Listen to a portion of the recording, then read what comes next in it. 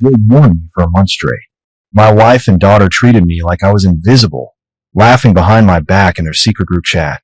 So I vanished at 4:47 a.m. without a word. 3 years later, she invited me to the wedding. When I walked through those doors, she saw who I'd become. My name is David Marsh. I'm 52 years old, and I spent most of my adult life designing failsafes for aircraft, redundancies, backup systems, the kind of engineering that keeps planes in the air when everything else wants to bring them down. Ironic, isn't it? I could build emergency protocols for Boeing jets, but I never saw the warning lights flashing in my own marriage until I was already in a nosedive. Looking back, maybe I should have noticed sooner. The way Patricia's eyes would glaze over when I talked about work. How Emma stopped asking me for advice somewhere around her junior year of college. But I told myself it was normal. People grow, relationships evolve, right? I was the provider, the problem solver, the guy who made sure the mortgage got paid and the cars got serviced. I thought that mattered. The real beginning of the end started in March, about 5 weeks before Emma's wedding. I came home from a consultation trip to Seattle, tired, but excited because I'd closed a major contract with Alaska Airlines. 6 figures for a year-long safety audit project. I walked through the door expecting maybe a "how was your trip?" or "that's great, honey." Instead, Patricia was on the couch with her laptop, and Emma was at the dining table with fabric swatches spread out like a textile explosion. I set my bag down. "Hey, I'm home." Nothing. Not even a glance. I tried again, louder this time. The Seattle deal went through. We're looking at a really good year. Patricia made a humming sound that could have meant anything or nothing. Emma held up 2 nearly identical pieces of cream-colored fabric to the light, squinting at them like they held the secrets of the universe. I walked over to the table. "Emma, those look nice. What are they for?" She finally looked at me, but it was the kind of look you give a stranger who's standing too close on the subway. "Table runners," she said flatly, then turned back to Patricia. "Mom, which one do you think works better with the gold chargers?" Patricia leaned forward, studying them with an intensity she'd never shown my engineering plans. "Definitely the one on the left. More texture."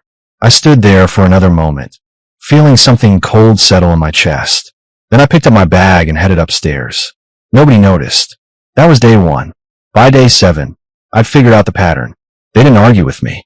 They didn't snap or criticize. They just erased me. Conversations happened around me, through me, but never with me.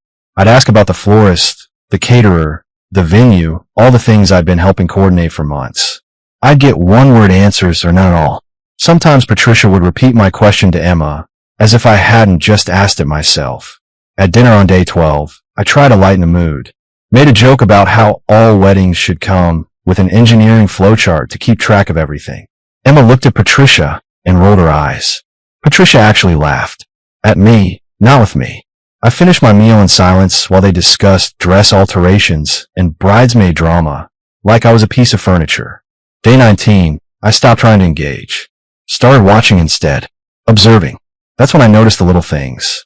How they'd move items on the counter just out of my reach. How they'd schedule wedding meetings and forget to tell me. How every suggestion I made got dismissed. But if Patricia said the exact same thing 5 minutes later, suddenly it was brilliant. Day 28 was when everything changed. Not because they suddenly started treating me like a human being, but because I finally saw the truth in black and white. Emma had left her tablet charging on the kitchen counter. She was upstairs getting ready for another wedding vendor meeting, one I hadn't been told about. Patricia was in the shower. I was making coffee, and the screen lit up with a notification. I wasn't trying to snoop. The message just appeared right there. A group chat with Emma, Patricia, and 2 of Emma's bridesmaids. The preview showed my name. My hand hesitated over the tablet. I'd never been the kind of husband who checked his wife's phone or invaded privacy. But something in my gut, that same instinct that told me when an aircraft design had a fatal flaw, made me tap the screen. The chat was titled Wedding Planning Squad. I scrolled up, reading through weeks of messages. Most of it was normal stuff about flowers and seating charts. Then I found the section about me. One of the bridesmaids had written, "Is your dad coming to the dress fitting?" Emma's response, "Ugh, hope not. He's been hovering lately." Patricia had added, "Don't worry. He'll back off soon. He always does." Then another message from Emma, from 3 weeks ago. He asked about the rehearsal dinner again. So annoying. Patricia, Just ignore him. He'll get the hint. The bridesmaid. That's kind of harsh, isn't it? Emma, you don't understand. He's just so boring. Like, everything has to be practical and planned out. He sucks the fun out of everything. Patricia had sent a laughing emoji, then typed, give it another week. He won't last a month. Then we can plan things the way we want. I stare at those words. He won't last a month. Like I was some annoying pest they were waiting to exterminate itself. Like my presence in my own daughter's wedding planning was something to endure and outlast. I scrolled further, found screenshots they'd shared. One was from a family group chat where I'd suggested we create a budget spreadsheet for wedding expenses. Emma had circled my message and sent it to this private chat with the caption, he's trying again. More laughing emojis. More jokes at my expense. Patricia had written, at least he's consistent. Consistently boring. The shower upstairs turned off. I heard Patricia's footsteps in the bedroom above. I put the tablet back exactly where I'd found it. Screen dark, charging cable at the same angle. Then I walked out to the garage, got in my car, and sat there in the darkness with the door closed. Something inside me didn't just break. It evaporated.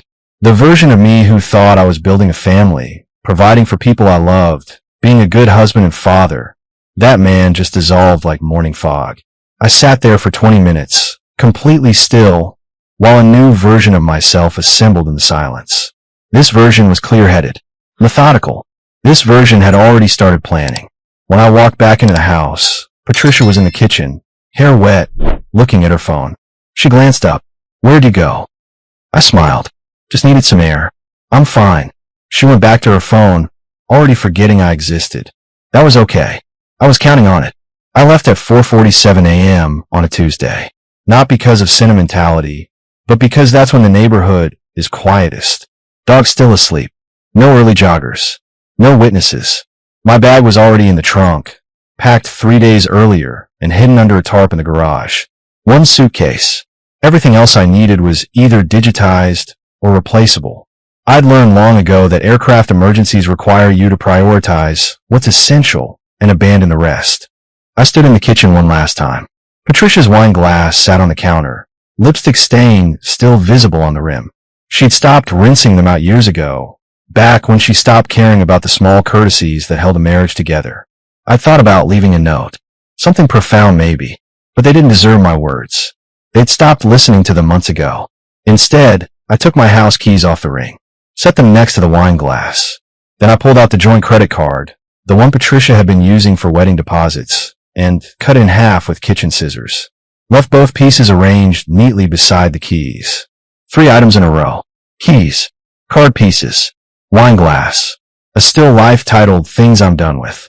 I'd spent the last 2 days methodically erasing myself from the house's digital infrastructure. Removed my profile from the security system. Changed all the passwords Patricia didn't know I'd created. Wiped my tablet and phone of anything personal. I'd even taken my name off the Wi-Fi router admin account. The wedding planning spreadsheet I'd built, I transferred it to Patricia's email with a simple message. You wanted to handle it yourselves. Now you can. Then I deleted my access. 2 months ago, I'd quietly stopped my direct deposit into our joint account. Started routing my consulting income through a new account Patricia didn't know existed. I'd sold my shares in the aviation consulting firm I'd helped build, the one nobody in my family ever asked about. The proceeds went into a trust structure my attorney set up through a colleague in Montana. Every financial thread that connected me to this house, to this life, I'd been cutting systematically. One strand at a time. I walked to my car, a 15-year-old Honda I'd kept running through sheer stubbornness. Patricia always said I should buy something newer, flashier, something that announced success. I'd refused. Turns out that stubborn old Honda was perfect for disappearing. The engine started with barely a whisper. I backed out slowly, headlights off until I reached the end of the street. As I drove away, I glanced in the rearview mirror once. The house looked peaceful in the pre-dawn darkness, like it was sleeping off a bad dream. It didn't know yet that when it woke up, I'd be gone. By the time Patricia found the keys and the destroyed credit card, I'd be 3 states away. By the time she tried to call, my number would be disconnected. By the time she realized I wasn't coming back, I'd already have become someone else entirely. I merged onto the highway heading north. No music, no radio, just the hum of tires on asphalt and the quiet satisfaction of a plan executed perfectly. They didn't panic. That's what surprised me most when I heard about it later through a mutual acquaintance. Patricia didn't file a missing person report, didn't call my brother, didn't even seem particularly concerned. She hosted her weekly wine night 3 days after I left. Her friend Carol, the one with the loose lips and the tighter moral standards, later told someone who eventually told me. Patricia acted like nothing had changed. When someone asked where I was, she'd sigh dramatically and said, "Thomas is going through something. Men his age do this. He'll be back when he's ready. Going through something." Like I was having a midlife crisis instead of executing a carefully planned extraction. Emma posted on social media the following week a photo of her and Patricia at a bridal salon, both smiling wide. The caption read, "Just us girls getting things done. Sometimes it's all you need." Dozens of comments. Lots of heart emojis. Nobody asked about me. The official story, as it spread through their social circle, was that I'd needed space and couldn't handle the wedding stress. Patricia told her Pilates instructor I'd always been emotionally unavailable. She told the neighbor I'd been acting strange for months. Each version painted me as fragile, unstable, quietly falling apart. The narrative was brilliant, really. By positioning me as the one having a breakdown, she maintained sympathy while avoiding accountability. She was the strong one, the abandoned wife holding it together for her daughter's sake. I was the middle-aged man who couldn't cope. What Patricia didn't know was that I'd anticipated this. I'd left just enough ambiguity that she couldn't claim abandonment in any legal sense, but not enough information for her to track me. I disappeared in the gray zone between leaving and being gone. The first week, she tried to access her joint accounts, found them nearly empty. I'd withdrawn my contributions legally, leaving exactly half for her. Her half. The second week, she tried to log into the airline consulting firm's partner portal. Access denied. I transferred my shares to Connor, my son from my first marriage, through a private sale nobody knew about. The firm's managing partner, an old friend, had processed it quietly. By week 3, Patricia was calling my old colleagues. Had anyone heard from me? Was I okay? Did I mention where I was going? Every answer was the same. No. She hired a private investigator on week 4. I know because he found one of my decoy trails, a hotel booking in Colorado under my name. By the time he got there, the reservation was canceled, and I'd never actually been within 500 miles of Denver. Meanwhile, Emma's wedding planning continued without me. They'd switched to Patricia's credit for deposits. The florist never knew I existed. The caterer had my name removed from all correspondence. Even the wedding website bio section, where it had said, "Emma is the beloved daughter of David and Patricia Marsh," got edited. Now it just said, "Emma Marsh is getting married." I'd been erased. Redacted. Like I was classified information nobody had clearance to access anymore. But here's what they didn't understand. While Patricia was crafting her narrative and Emma was editing me out of her story, I was building something new. Something they couldn't touch, couldn't diminish, couldn't ignore away. I'd rented a cabin in northern Montana. Remote. Off-grid except for a satellite internet connection. The kind of place where you can think clearly without the noise of other people's expectations. And I wasn't alone. The call came from Patricia's attorney 6 weeks after I left. My lawyer, a sharp woman named Helen Rodriguez who specialized in asset protection, forwarded me the message with a 2-word comment. "They're scared." Patricia wanted access to my pension fund, the one from my years of Boeing. She tried logging in with old credentials and hit a wall, so she'd lawyered up, assuming she could force her way in. Helen called me from her office in Seattle. "David, I've got their formal request here. They're claiming marital asset rights to your pension." I was sitting on the cabin porch, watching eagles circle over the lake. And they don't have a case. You restructured everything into a living trust 5 years ago. It predates any wedding planning, any recent marital issues. It's bulletproof. What about Emma? I asked. That's what really mattered. She's listed as a beneficiary, but with conditions. She needs to complete a degree, maintain employment for 1 year, and establish independent residence for 18 months without financial support from Patricia. I smiled. So she gets everything as she grows up. Essentially, yes. Your attorney who set this up was brilliant. Patricia isn't even mentioned in the trust documents. There was a pause on the line. Then Helen continued, her voice careful. "David, there's something else. Patricia's lawyer mentioned she's considering filing to have you declared legally dead. It's premature by years, but they're testing the waters. My grip tightened on the phone. She wants me dead on paper. She wants access to your assets. And if you're declared deceased, your trust terms might accelerate. But here's the thing. They need proof you're not just absent. They need evidence of death or disappearance under suspicious circumstances. You've been paying bills, haven't you? Everything's automated through the trust. Then they can't prove you're dead. You're just gone. And there's a big legal difference. After the call ended, I sat there processing it. Patricia wasn't looking for me out of concern. She was looking for my money. The woman I'd spent 23 years with was trying to legally erase me so she could cash in. That night, Connor called for Vancouver. My son, the one Patricia never knew existed, the one I'd kept separate from that life because I'd learned the hard way that some people don't deserve access to everything you are. Dad, I saw the trust notification. She actually tried to access it. Connor's voice carried disbelief. She thinks it's hers. I said simply, what are you going to do?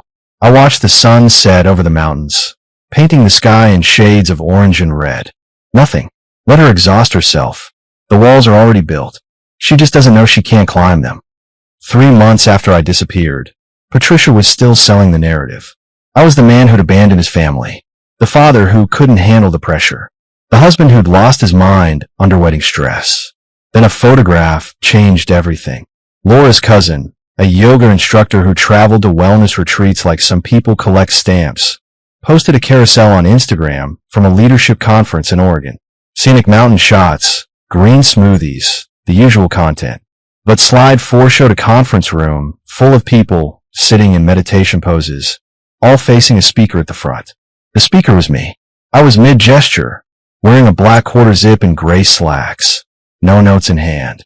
The photo caught me in profile, looking focused and calm. The caption read, "Incredible keynote by DM on finding strength in silence." This man gets it. Laura had warned me about her cousin's social media habits, but I'd underestimated how fast things spread. Within 12 hours, someone Patricia knew had seen it and sent it to her. Patricia nearly dropped her phone, according to Emma's friend who was there when it happened. They were having brunch, planning bridesmaid duties, when Patricia's face went white. "That's him," Patricia whispered.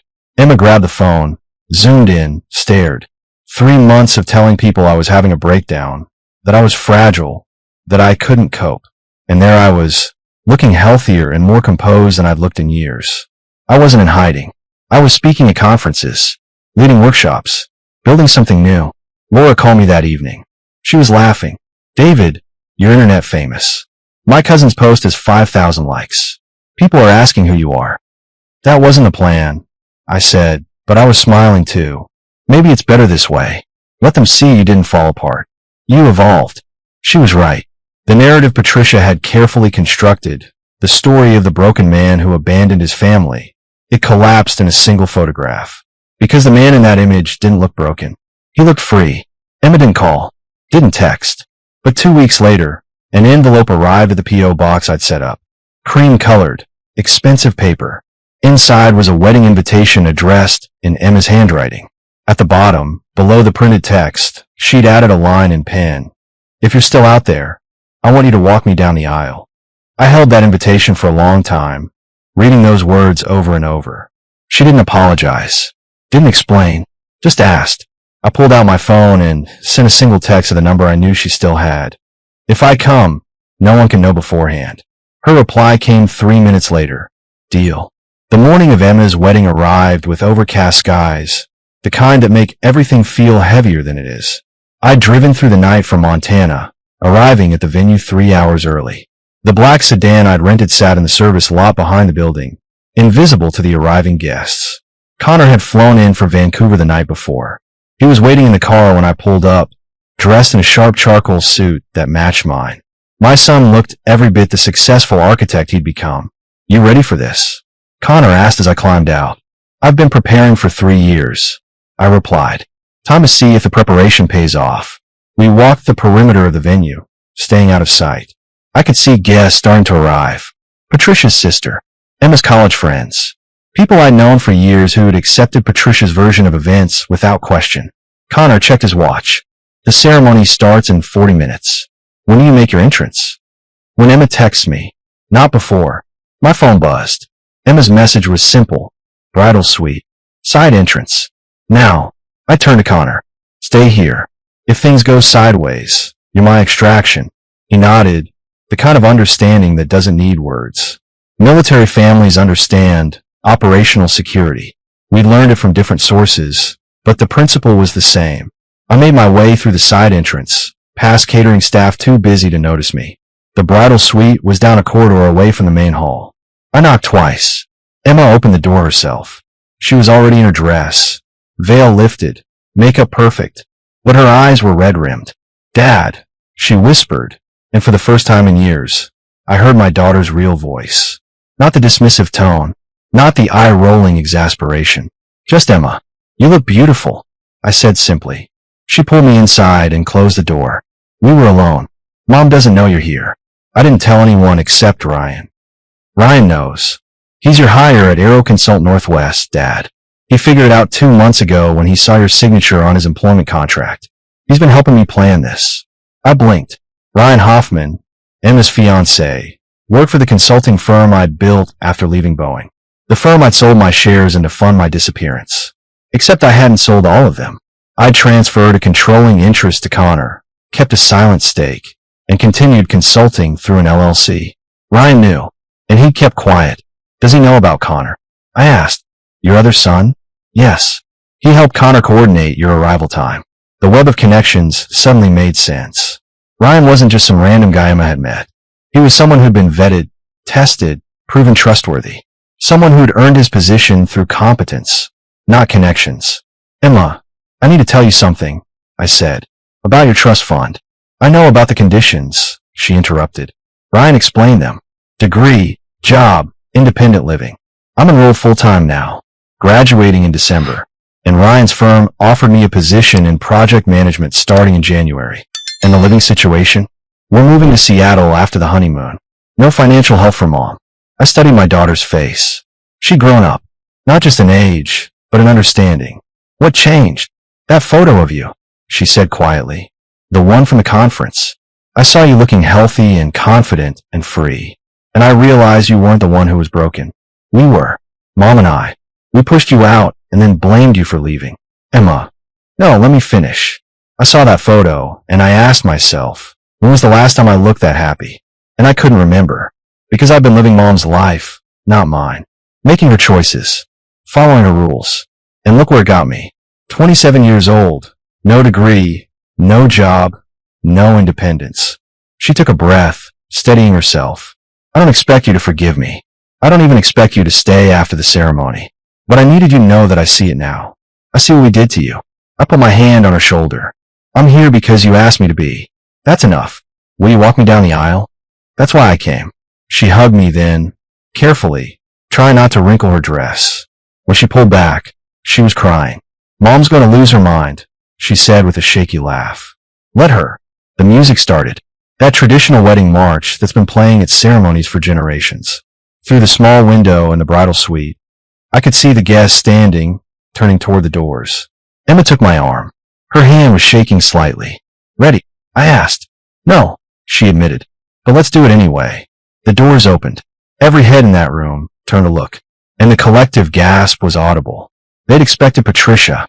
They'd expected the mother-daughter unity narrative that had been sold for months. Instead, they got me. The ghost. The absent father. The man who'd supposedly abandoned his family. But I didn't look like a man in hiding.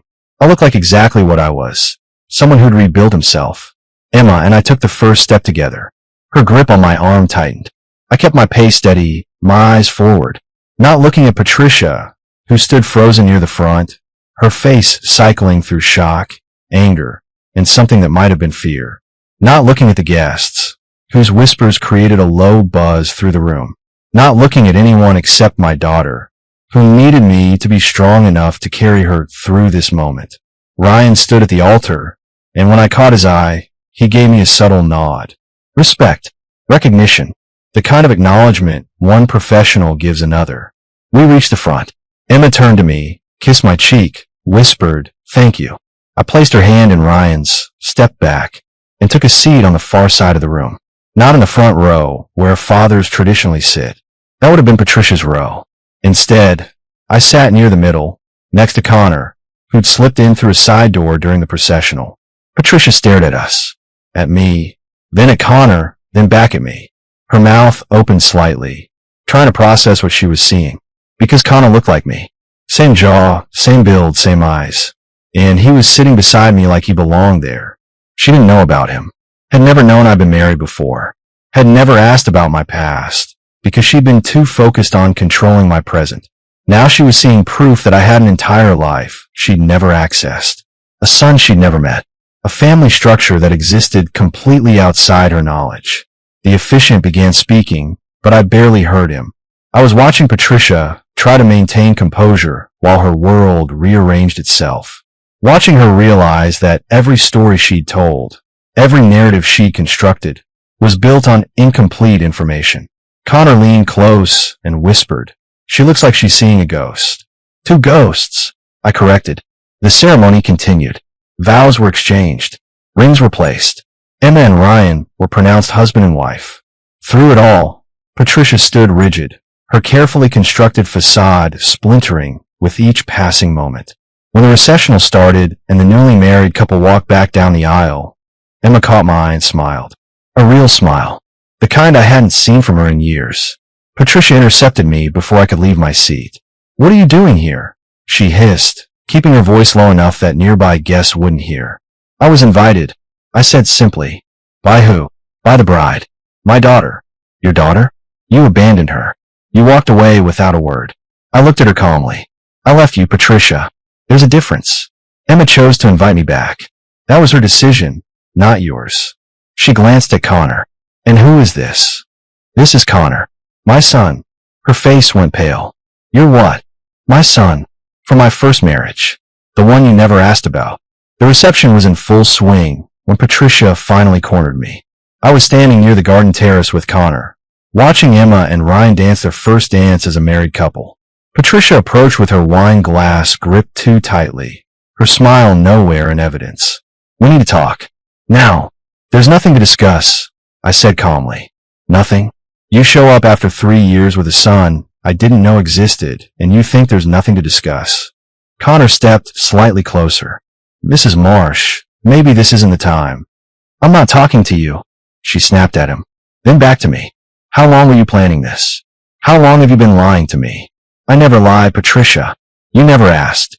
23 years of marriage, and you never once asked about my past. You just assumed you knew everything worth knowing." Her face flushed. "So this is my fault." "This is nobody's fault. It just is. I had a life before you. Connor is part of that life. The fact that you didn't know about him says more about what you didn't ask than what I didn't tell.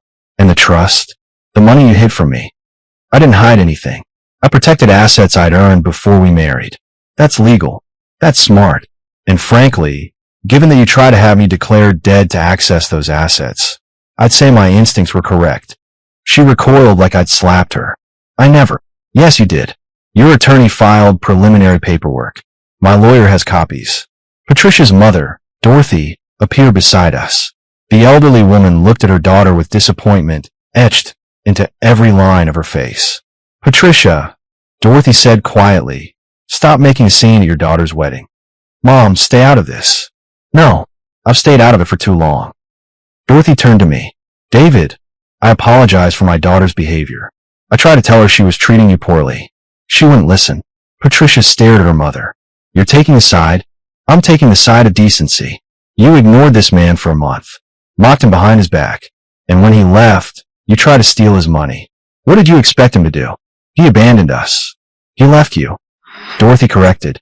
"And can you honestly say you gave him a reason to stay?" The silence that followed was heavy. Patricia looked at her mother, at me, at Connor, and seemed to finally understand that she'd lost the narrative. Nobody here believed her version anymore. Emma approached, still in her wedding dress, Ryan beside her. "Mom, can we not do this today? Your father." "My father is here because I asked him to be. And I'm glad he came. I'm glad Connor came. I'm grateful they both showed up when I needed them." Patricia's eyes filled with tears. Real ones this time, not performative. "You're choosing him over me?"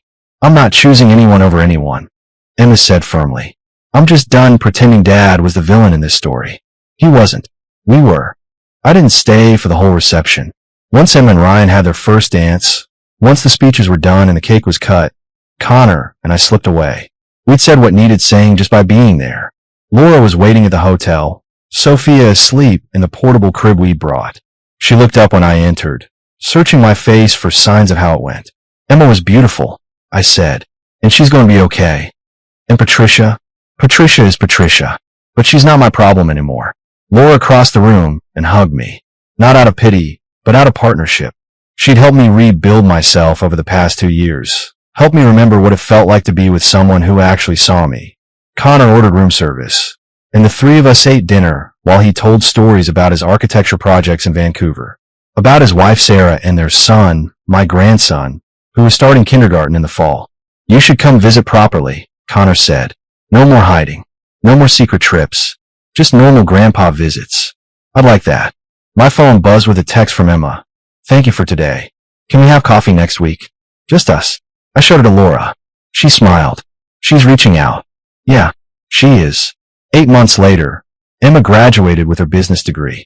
I was in the audience, sitting between Connor and Laura.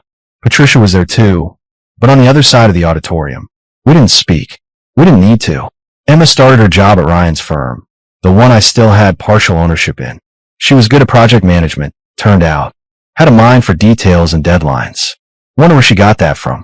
She and Ryan moved to Seattle, rented an apartment, lived on their own income. By the time 18 months had passed, Emma had met every condition of the trust. I invited her to lunch at a restaurant overlooking the water. Connor flew down for Vancouver.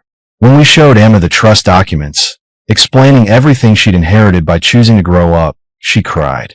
I don't deserve this, she whispered. You earned it, I corrected. You did the work. You became independent. That was the whole point. She looked at Connor. I have a brother. You do. And a sister-in-law, and a nephew who can't wait to meet Aunt Emma. We spent 3 hours at that restaurant, building something new.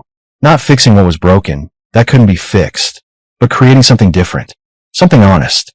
Patricia called once, months later. I didn't answer. She left a voicemail asking if we could talk. I deleted it without listening to the whole message. Some doors, once closed, should stay that way. Laura and I got married in a small ceremony in Montana. Just family. Connor and Sarah. Emma and Ryan. Sophia as flower girl. No drama. No games. Just people who want to be there. Emma gave a short toast at the reception. My dad taught me that sometimes you have to walk away from people who don't see your worth. And sometimes, if you're lucky, they figure it out before it's too late. I'm grateful I figured it out in time. She looked at me when she said it. And for the first time in years, I saw my daughter. Not Patricia's puppet. Not a girl pretending to be grown.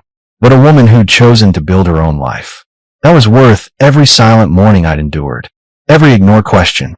Every moment of feeling invisible. Because I'd stopped being invisible by refusing to stay where I wasn't valued. And in the end, the people who mattered found their way back.